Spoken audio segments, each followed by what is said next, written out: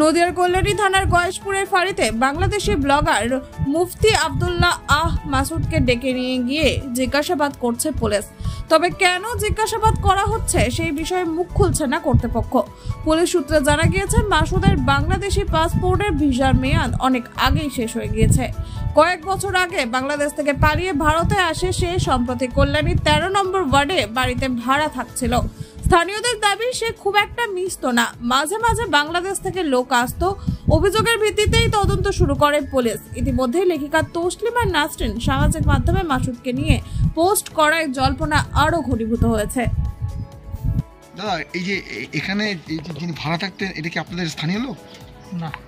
কোথায় বাড়ি কি জানতে? না না, সেসব জানতো না। এরপরে কি পুলিশ তো এসে ধরে নিয়ে গেছে? হ্যাঁ।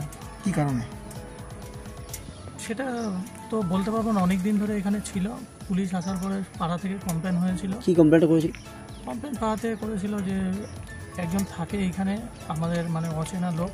বহুদিন ধরে কোথায় থাকতো সেটা আমরা জানি না, কিন্তু মানে ওনার নির্দিষ্ট ঠিকানাটা কি সেইটাই জানার জন্য সবাই চেষ্টা করছিল। তারপরে বাড়ির মালিককে ডাকলো, ডাকার পরে জিজ্ঞেস করলো।